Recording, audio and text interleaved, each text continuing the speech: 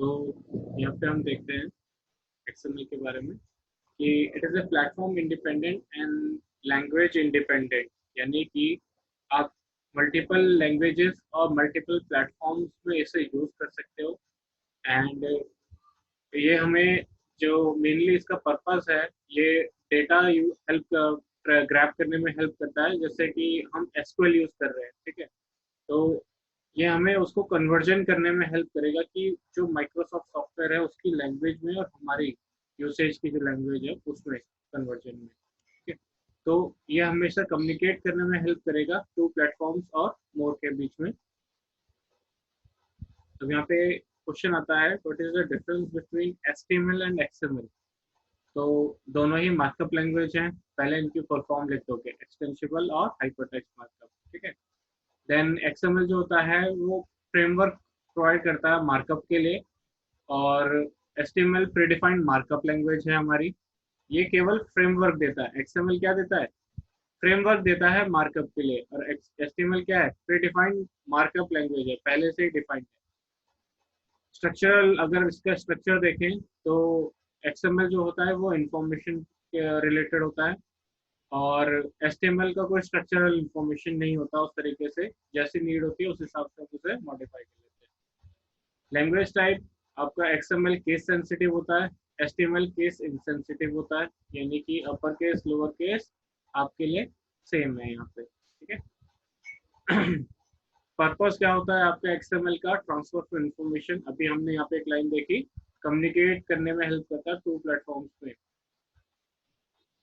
तो यहाँ पे हमारा एचटीएमएल क्या है? प्रेजेंटेशन, यानी एक हम यूआई, हमने लास्ट क्लास में देखा था, यूआई बनाने में एक डिस्प्ले हमारे पास जो सिस्टम का आएगा उसे बनाने में हेल्प करता है, ठीक।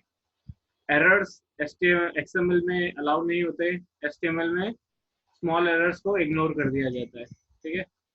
तो ये कुछ डिफरेंस है, इनके बारे में आप यहाँ पे मैं शेयर कर दूंगा आपको, आप देख लीजिएगा। देन यहाँ पे हमारे पास कुछ और वेब सर्विसेज आती हैं, और आपका जो एक्सएमएल है उसका कुछ जो डॉक्यूमेंट सिस्टम है उसके बारे में यहाँ पे बताया गया है, ठीक। तो यहाँ पे देखिए, XML document is intended to display data like HTML and XML document system comprises the following। अगर XML के बारे में बोले तो ये एक वास्ट चीज है HTML के कंपैरिजन में, और ये हमें हेल्प करता है हमारे HTML को भी इम्प्लीमेंट करने में, अगर बोले तो, ठीक। तो यहाँ पे हमारे पास तीन मेन पार्ट है जो हमारे यहाँ पे XML जो कवर करता है हमारे HTML के लिए, और XML जो होता है हमारा। तो यहाँ पे है हमारे पास, जो हमने लास्ट क्लास में पढ़ा था कि कैसे HTML के साथ साथ CSS वर्किंग में आती है, ठीक है। तो कैसे CSS के थ्रू हम उसको मॉडिफाई ब्यूटीफाई कर सकते हैं। जो HTML के थ्रू एक स्ट्रक्चर तो मिल जाता है, बट उसको बॉर्डर देना, उसको कलर चेंज करना, वो सब हम किसके थ्रू कर पाते हैं? हमारे स्टाइल शीट के थ्रू कर पाते हैं, ठीक है।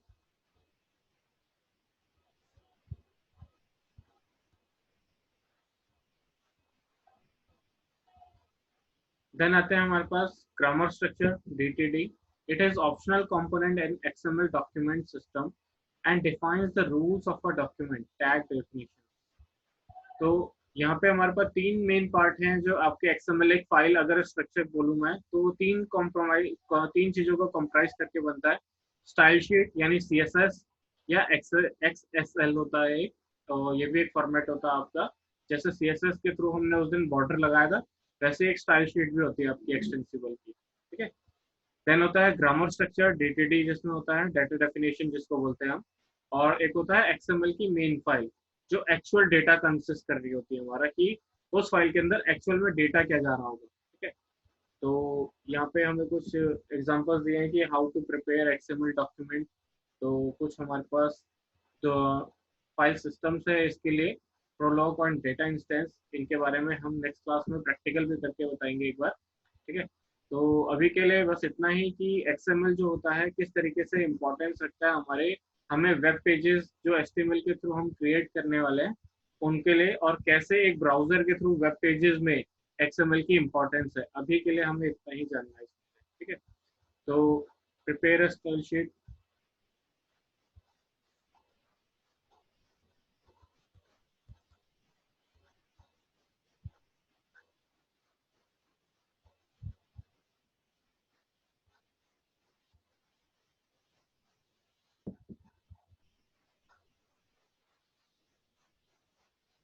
इतना लेट लेट आते हैं ना, फिर क्लास डिस्टर्ब करते रहते हैं।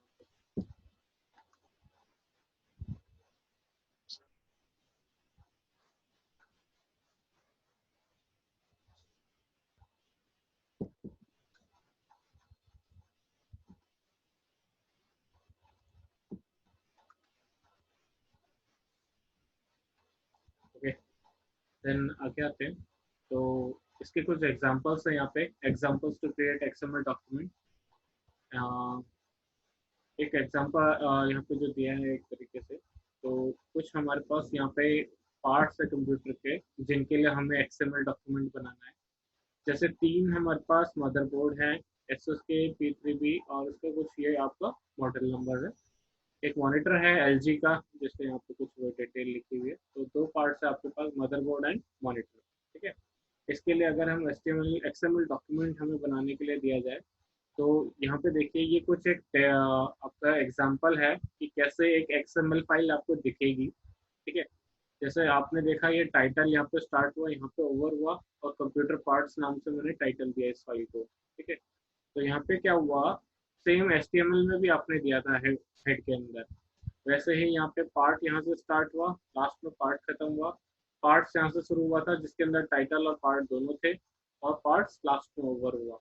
ठीक, और यहाँ पे दो आपने यहाँ पे लाइब्रेरी फाइल्स लिखी है एक्सएमएल की, कि किस वर्जन को यूज कर रहे हो, किस तरह का एनकोडिंग यूज करने वाले हो, UTF-8 यूज करने वाले हो इसमें, किस तरह की स्टाइलिंग शीट आप यूज करने वाले हो, और उसके अंदर जो CSS फाइल आप यूज करने वाले हो उसको href के अंदर यहाँ पे मेंशन करोगे।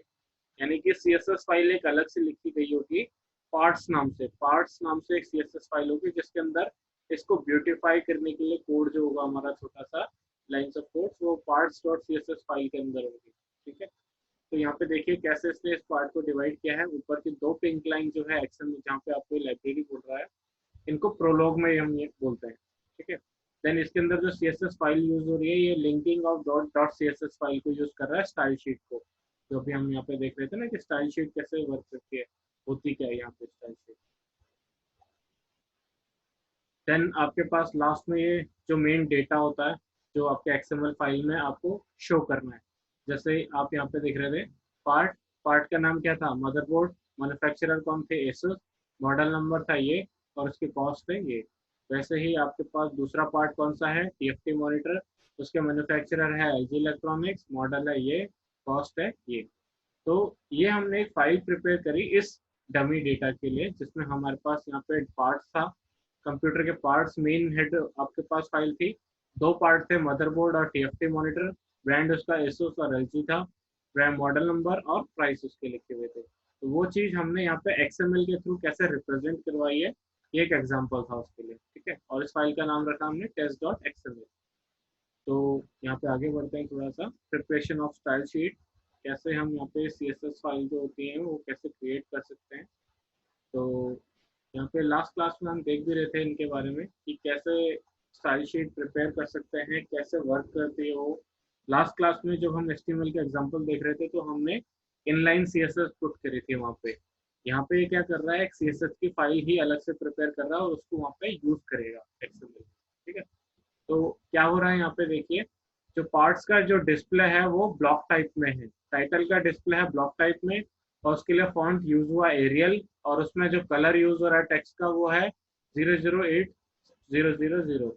फॉन्ट का वेट यानी कि जो उसका फॉन्ट का साइज होगा वो 600 रखा है, और फॉन्ट साइज हम यहाँ पे 16 देख रहे हैं। मार्जिन टॉप यानी कि उसके ऊपर जो मार्जिन लगेगा जो उस टेक्स्ट के ऊपर, टाइटल के ऊपर, वो 12 पॉइंट का रख रहे हैं, और टेक्स्ट अलाइन यानी कि उसके अलाइनमेंट सेंटर में रख रहे हैं। ठीक है, तो एक एग्जांपल ले लेते हैं इन सबका एक बार, छोटा सा हम ठीक है, इसको एक बार HTML में वर्किंग करके दिखा देते हैं आपको, ताकि आपको बेटर आइडिया आ सके इस चीज़ का। तो हम क्या करते हैं,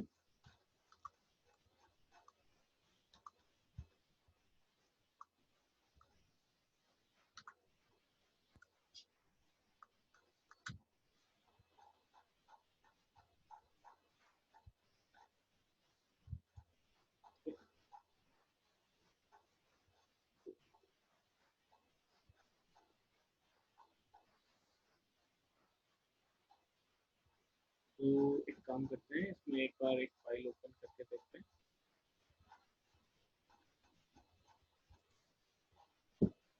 देखिए यहाँ पे क्या हो रहा है, हम यहाँ पे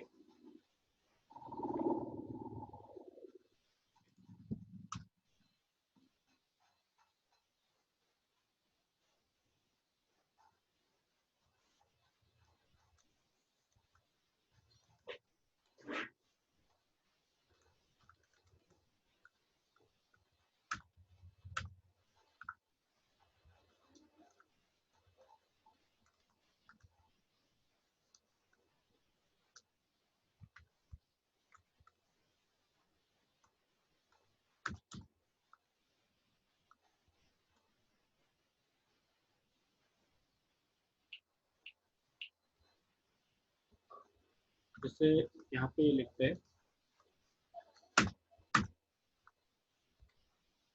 ठीक है। अब हम इसको देते हैं कलर ब्लू को लेते हैं यहाँ से, और यहाँ पे पेस्ट करते हैं और यहाँ से स्टाइल हटा देते हैं,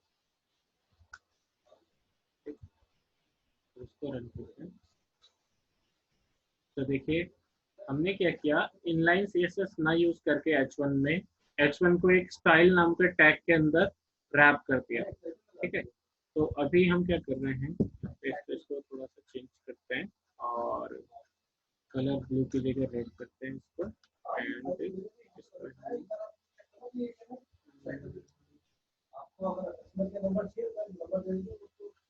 चलो कलर रेड करके देखते हैं। तो यहाँ पे हम क्या कर रहे हैं, इसमें कलर नाम की सीएसएस लगा रहे हैं ताकि टेक्स्ट का कलर चेंज हो सके, ठीक। इसके अलावा इसमें एक और सीएसएस लगाते हैं। जैसे हम एक एग्जांपल ले रहे थे इसमें, तो यहाँ से देखते हैं अगर हमें इनमें से कोई न्यूज पड़ती है तो, जैसे मार्जिन टॉप यूज करते हैं, ठीक। तो मार्जिन टॉप क्या करता है, ऊपर इसके यहाँ पे 12 का स्पेस देते हैं, कैसे हम करता है वो देखते हैं। तो मार्जिन टॉप 12 px, हमने इसको रन किया, ठीक। तो यहाँ पे उतना ज़्यादा इसने इम्पैक्ट नहीं किया क्योंकि पीटी नहीं, हम इसको पीएक्स करके देखते हैं, ठीक। अब एक और एग्जांपल देते हैं, मार्जिन भी होता है और एक पैडिंग भी होता है, ठीक है। पैडिंग टॉप यूज करके दिखाते हैं आपको 20 तो आपने जब देखा पैडिंग हमने यहाँ पे टॉप यूज किया, इसने 20 का यहाँ पे स्पेस दे दिया। अब मुझे लेफ्ट से भी 20 का स्पेस चाहिए, तो मैं क्या करूँगा, इसको मैं इसको पूरे को कॉपी कर लेता हूँ एंड मैं इसको पेस्ट करके टॉप की जगह इसमें लेफ्ट लिख देता हूँ। तो ये क्या करेगा, लेफ्ट से 20 का स्पेस इसमें शूट कर देगा, यहाँ से इसको 20 का स्पेस यहाँ पे डाल दिया, उसके बाद ये टेक्स्ट चालू करेगा, ठीक है। तो ये था कुछ यहाँ पे सीएसएस का आपको एग्जांपल दिया कि ये H1 नाम का ये टैग था जिसके अंदर ये टेक्स्ट लिखा गया है। तो सारी सीएसएस जो मैं लिखता जा रहा हूँ, मैं किस टैग पे कर रहा हूँ, H1 पे, जिसके अंदर मेरा ये टेक्स्ट रैप है। ये जो टेक्स्ट है ये किस टैग के अंदर रैप है, H1 पे। तो ये सारी सीएसएस में किस पे लगा रहा हूँ, ब्यूटीफाई किसके थ्रू कर रहा हूँ, इस H1 टैग पे। अब इसी में एक और एग्जांपल लेते हैं, यहाँ पे अगर मैं यहाँ पे पी टैग लेता हूँ, पैराग्राफ बोलते हैं इसको, ठीक है। तो पी टैग में देखिए मैं क्या करूंगा, सेम कोड को जो H1 में था यहाँ पे, इस पूरे को सेम को यूज कर लेता हूँ और यहाँ पे H1 की जगह में क्या करूंगा, यहाँ पे पी टैग पे, ठीक है। तो पी टैग में यहाँ पे कुछ लिखता हूँ, यहाँ पे दिस इज टर्मिनल टैग,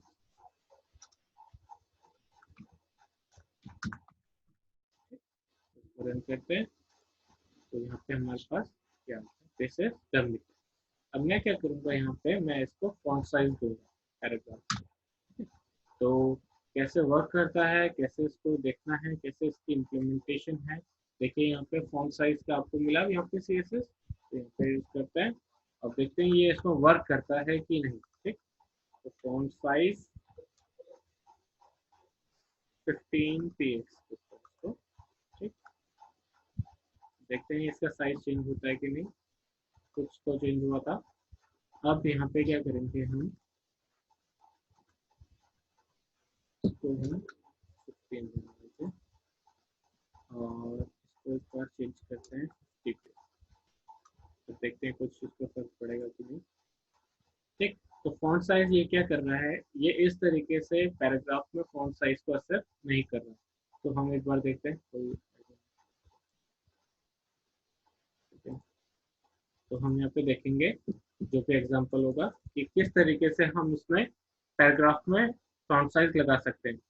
तो हम यहाँ पे लिखेंगे font size in P tag HTML. ठीक है, तो यहाँ पे कुछ हमें एग्जांपल दे देगा ये कैसे उसमें एचटीएमएल पी टैग के अंदर हम फॉन्ट यूज कर सकते हैं।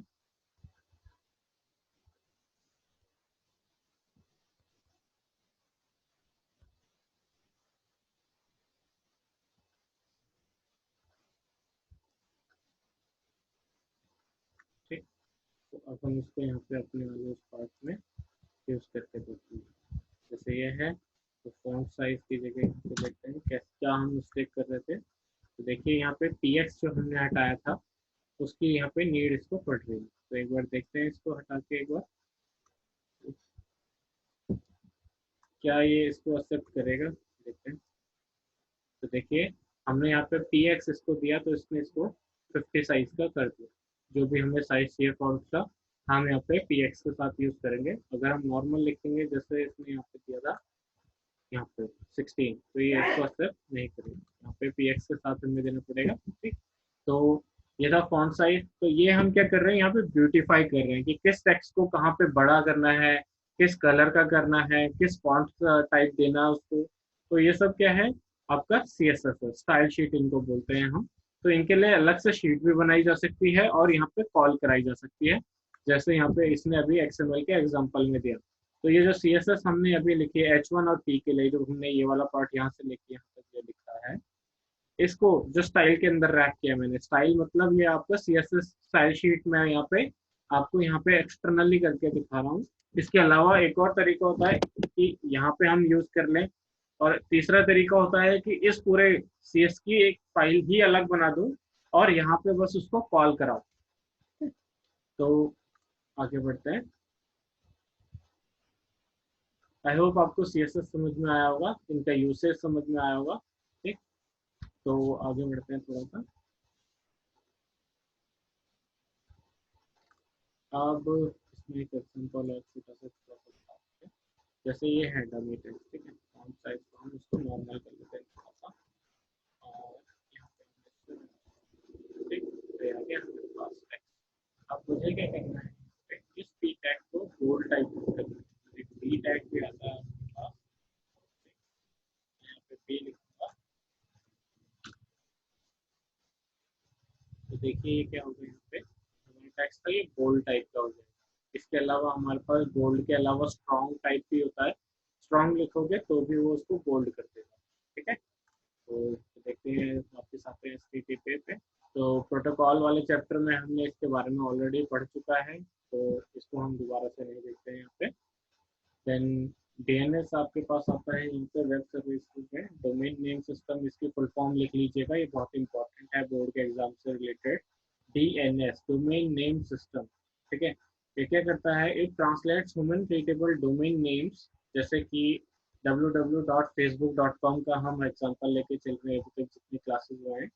तो एक डोमेन है www.facebook.com, उस नाम से जब भी हम कुछ भी सर्च करेंगे गूगल पे तो वो एक सर्वर में फेसबुक ने अपना एक डेटा संभाल के रखा हुआ होगा, उस सर्वर का एक्सेस की रिक्वेस्ट करेगा उस सर्वर से हमारे वेब ब्राउजर के थ्रू। ठीक है, तो वो उसको रिक्वेस्ट करने में कौन हेल्प करेगा, DNS डोमेन नेम सिस्टम। ठीक है, तो ये क्या करता है, जो हमारा DNS होता है, it translates human readable domain to machine readable IP address. मतलब क्या कह रहा है ये कि जो यहाँ पे अगर नीचे डायग्राम आपको दिख रहा हो कि ये जो रेड कलर का सिस्टम दिख रहा है, ये मान लीजिए आप हो। ठीक है, वेब ब्राउजर के थ्रू आप किसी भी चीज को एक्सेस करने की रिक्वेस्ट कर रहे हो और यहाँ पे सर्वर पड़ा हुआ है। ठीक है, जब आपने इससे रिक्वेस्ट करी, जब आप इससे रिक्वेस्ट करोगे तो आपने किस फॉर्म में करी, python.mykvs.in नाम से रिक्वेस्ट करी उस सर्वर से। ठीक है, तो सर्वर ने जो उसका रिस्पॉन्स दिया वो एक IP एड्रेस रिस्पॉन्स हमें दिया। ठीक है, तो एक IP एड्रेस जब हमें रिस्पॉन्स में आया तो वो हमें एज ए ह्यूमन बीइंग हमारे रीडेबल नहीं है, बट DNS एक हमारे पास सिस्टम होगा जो कि हमारे, क्योंकि देखो जो सर्वर भी है उसका भी एक आईपी एड्रेस होगा, उसमें भी डेटा जहाँ पड़ा होगा, तो उसके लिए भी एक एड्रेस फॉर्म यूज कर रहा होगा वो नेटवर्क में अगर यूज कर रहा है। ठीक है। तो नेम्स को आईपी एड्रेसेस में कन्वर्जन में हमें कौन हेल्प करेगा यहाँ पे? डीएनएस।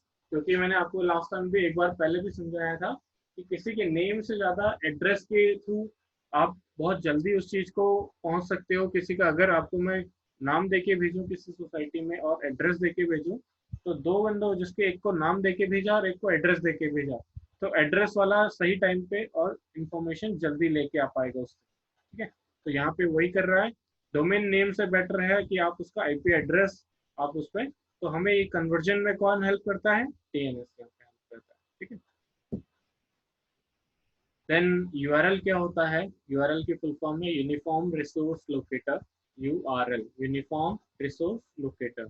जैसे अभी हमने www.facebook.com देखा, तो ये एक यूआरएल है, ये यूनिक है। अगर जब भी आप में से कोई भी 10 अगर मेरे पास हो, तो 10 में से 10 अगर facebook.com लिखोगे तो सबको सेम पेज ओपन होगा। तो क्योंकि वो यूनिफॉर्म है, वो एक सर्वर में डेटा डला हुआ है जिसको ओपन करने के लिए आपको www.facebook.com लिखना पड़ेगा ब्राउजर में। तो वो सबके लिए यूनिक होता है। मैं चाहे यूएसए में बैठ के फेसबुक ओपन करूँ, चाहे मैं इंडिया में बैठ के ओपन करूँ, इट विल बी सेम। ठीक है। तो अगर यूआरएल के बारे में पूछें तो यहाँ पे आपको समझाएगा कि uniform resource locator is defined as the global address of documents and other resources on the world wide web. आपका www के थ्रू जब भी आप कोई भी चीज को ढूंढना चाहते हो, तो वहाँ पे यूआरएल यूज होते हैं जो यूनिफॉर्म होते हैं, यूनिक होते हैं। URL is an address that sends users to a specific resource online, such as web page, video, और other documents और resource। ठीक है। तो मैं किसी भी चीज को अगर मेरे को इंटरनेट पे www पे सर्च कर रहा हूँ, तो वो यूनिकली अपनी एक आइडेंटिटी लेके बैठा है सर्वर में। ठीक। तो देखते हैं आगे।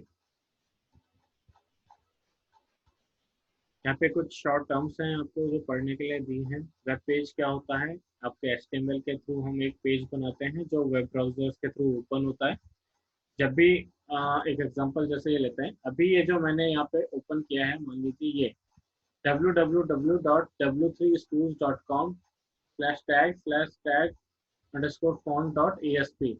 तो ये ASP क्या होता है कि एक लैंग्वेज के थ्रू ये डेवलप है हमारे पास, ASP.NET हमारे पास आती है। ठीक है। तो उसके थ्रू ये हमारे पास डेवलप्ड है। और ये जो नीचे पेज है, तो ये आपको मेन्यू दिख रहा होगा, इधर आप सब मेन्यू देख रहे हो, इधर आप छोटे इसके हेल्पिंग टेक्स्ट देख रहे हो, और यहाँ पे उसके बारे में देख रहे हो। तो ये एक यूआई हमें प्रोवाइड किया गया है। तो यूआई हमें क्या हेल्प कर रहा है यहाँ पे, किस तरीके से इस सर्वर के जो वेब पेजेस है डिफरेंट डिफरेंट, उनसे हम कैसे इंटरेक्ट कर रहे हैं। तो अभी जो हमारे सामने ये खुला है, ये भी एक वेब पेज है। ठीक है। तो ये वेब पेज हमें जो समझाना चाह रहा है, और ये जिसने भी बनाया होगा उसने भी ये एक HTML के थ्रू पहले डिजाइन किया होगा, और फिर किसके क्लिक पे क्या पेज खुलना है, क्या डेटा खुलना है, क्या वर्किंग आनी है, वो सब बैकएंड में हो रहा होगा। अभी जो फ्रंट एंड में चल रहा है, इसका यूआई हमारे पास दिख रहा है, ये HTML के थ्रू बना है। ठीक है। तो इसको हम क्या बोल रहे हैं यहाँ पे? Web page. और ये किसकी हेल्प से खुलता है वेब पेज? वेब ब्राउजर के थ्रू। जैसे मैंने अभी यहाँ पे वेब ब्राउजर कौन सा है मेरा? क्रोम के थ्रू मैंने खोला। देखिए क्रोम दिख रहा है आपको, जिसके थ्रू ये वेब पेज खोला है। ठीक है। तो वेब पेज ओपन करने के लिए क्या यूज हुआ? Web browser. देन वेबसाइट क्या होता है? It is a collection of web pages. जैसे मैंने अभी ये ओपन किया है www.w3schools.com। अब इसके अंदर मल्टीपल पेजेस है, मैं यहाँ क्लिक करूंगा कुछ और डेटा होगा, यहाँ करूंगा कुछ और डेटा होगा। तो ये सब में इसमें मल्टीपल पेजेस का कॉम्बिनेशन करके एक बना रखा है इसने। तो ये सब मल्टीपल वेब पेजेस को मिला के एक दूसरे से रिलेटेड थे वो पेजेस, इसलिए उनको क्या बोला गया? वेबसाइट। वेबसाइट बोला गया। ठीक है। A collection of web pages which are grouped together and usually connected together in various ways, often called as website। ठीक है। तो वेब ब्राउजर क्या होता है ये पूछता है। इट इज अ सॉफ्टवेयर जो कि हमें HTML और वेब पेजेस को एक्सेस करने में, हमारी वेबसाइट्स को एक्सेस करने में हेल्प करता है। उसके एग्जांपल्स यहाँ पे दिए हैं, गूगल क्रोम है, फायरफॉक्स है, ओपेरा है, इंटरनेट एक्सप्लोरर है, एज है, एप्पल में सफारी है, iOS में। ठीक। तो वेब सर्वर क्या होता है यहाँ पे पूछा जा रहा है। It is a software which host website and return web pages. जैसे कि आपने facebook.com रिक्वेस्ट किया, तो जो सारे, जैसे अभी हमने W3 स्कूल रिक्वेस्ट किया है, तो ये अभी हमें यूआई तो दिख रहा है, बट एक्चुअल में W3 स्कूल ने एक सर्वर खरीदा हुआ होगा या फिर सर्वर की होस्टिंग ली हुई होगी, और ये सारे वेब पेजेस उसने वहां पे संभाल के रखे होंगे। जब जिस यूजर को नीड होगी, वेब पेज में जाए और इंटरनेट के थ्रू, वेब ब्राउजर के थ्रू उन वेब पेजेस को रिक्वेस्ट कर लेगा। तो जैसे जैसे रिक्वेस्ट जाएगी उस सर्वर से वही पेज लोड होके हमारे वेब पेजेस, वेब ब्राउजर में ओपन होगा। तो वेब सर्वर हमारे वेब पेजेस, जो वेब पेजेस हमने बनाए हैं या वेबसाइट्स जो हैं, मल्टीपल पेजेस, उनको स्टोर करने में हेल्प करता है। ठीक है। Then domain name is the address of your website that people, domain आप समझते हैं। ठीक है। वेब होस्टिंग क्या होता है, यहाँ पे आपको समझाया जा रहा है। अभी मैंने थोड़ी देर पहले आपको समझाया था कि कोई भी चीज, आपने एक वेबसाइट बनाई, ठीक है, आप अभी लोकल पे काम कर रहे हो, आप सिस्टम पे बना के कितनी बार भी उसे ओपन कर लो, बट अगर किसी, आप चाहते हो कि जो आपकी डेटा है, जो आपने वर्क किया है, कोई अपने मैथ्स का ऐसा सॉल्यूशन निकाला है या फिर कोई रिसर्च आपने की है किसी चीज पे, और आप चाहते हो वर्ल्ड के साथ उसे शेयर करना, तो आप उसके लिए एक वेबसाइट बनाओगे। ठीक है। और फिर उसको एक होस्टिंग में डाल दोगे, और फिर उसको वर्ल्ड में आप उसको शेयर करोगे उस तरीके से। तो जिस जिसको उस टॉपिक से रिलेटेड इंफॉर्मेशन चाहिए, वो आपके वेब पेज, जो होस्टिंग में आपका डेटा पड़ा है, जो वेबसाइट आपने अपलोड करी होगी होस्टिंग में, उसको एक्सेस कर पाएगा। ठीक है। तो वेब होस्टिंग हमें हमारे वेब पेजेस, वेबसाइट्स को लाइव यानी कि ऑनलाइन इंटरनेट पे लाने में हेल्प करता है। ठीक है। देन आपके पास मल्टीपल होस्टिंग्स के यहाँ पे एग्जांपल हैं। Shared hosting, VPS, virtual private server hosting, dedicated hosting, cloud hosting. ठीक है। और रीसेलर होस्टिंग और वर्डप्रेस। तो थोड़ा सा यहाँ पे एग्जांपल देखते हैं। इनके बारे में ज़्यादा उतना इम्पोर्टेंट नहीं, बट फिर भी थोड़ा बहुत आइडिया आपको पढ़ना है इनके बारे में कि होता क्या है। शेयर्ड होस्टिंग यानी कि मल्टीपल यूजर्स, मल्टीपल चीजें एक ही होस्टिंग को यूज कर रही होंगी, तो वहां पे क्या हो रहा होगा, एक ही स्पेस है मगर शेयर हो रहा होगा। जैसे आपका घर पे मोबाइल फोन है, आपके उसमें फोटो आपकी भी हो सकती है, आपके पेरेंट्स की भी हो सकती है, तो वो शेयर हो रहा है एक तरीके से। तो वो लोकल है, बट वो भी होस्ट कर रहा है आपकी, आपके सारे डेटा को, बट वो लोकली होस्ट कर रहा है। जब भी आपको चाहिए आप मोबाइल उठाओगे और आपको किसी को भेजना है, तो उसमें से डेटा दे दोगे, बट वो अभी लोकल है। जब आपको शेयर करना होगा तो आपको उसे नेटवर्क में लाना पड़ता है। ठीक है। तो वैसे ही आपके पास आपकी जो होस्टिंग होती है, होस्टिंग आपके लोकल सिस्टम्स को क्यों नहीं बनाया जाता है, क्योंकि आपकी वेबसाइट को दुनिया में कौन कब ओपन कर रहा है, रात को ओपन कर रहा है, पता चला आपने लैपटॉप ऑफ कर रखा है, तो हम क्या करते हैं, एक ऐसी होस्टिंग खरीदते हैं। कुछ कंपनीज होती हैं जो होस्टिंग प्रोवाइड कराती हैं, आपके होस्टगेटर है, गोडैडी है, ब्लू होस्ट है, और भी बहुत सारी कंपनीज हैं। तो उनसे आप स्पेस किराए पे लेते हो, साल का उसमें किराया होता है। ठीक है। मेंबरशिप बोलते हैं उसको। तो आप 3-4 हज़ार रुपए से स्टार्ट होती है, 10 हज़ार, 12 हज़ार, अलग अलग रेट्स हैं। तो आपकी वेबसाइट में कितना ट्रैफिक है, कितने लोग आ रहे हैं, उस हिसाब से आप होस्टिंग को खरीदते हो। ठीक है। कितनी हैवी वेबसाइट्स आपने बनाई हैं, वो उस हिसाब से आप उसको, कितना टाइम लग रहा है आपकी वेबसाइट को ओपन होने में, तो ये सब फैक्टर्स आपके यहाँ पे वर्क करते हैं आपको जब आप होस्टिंग चूज कर रहे हो। तो ठीक है। तो ये थे आपके होस्टिंग और होस्टिंग के बारे में कुछ एग्जांपल्स। देन आपके पास आता है web script and scripting languages के बारे में यहाँ पे। तो वेब स्क्रिप्ट के बारे में देखते हैं। A computer programming language for adding dynamic capabilities to world wide web। आपको जो एक प्रोग्रामिंग लैंग्वेज होती है वेब स्क्रिप्ट, और यहाँ पे CGI component on the server contains small programs called scripts that take information from the browser or provide it for display।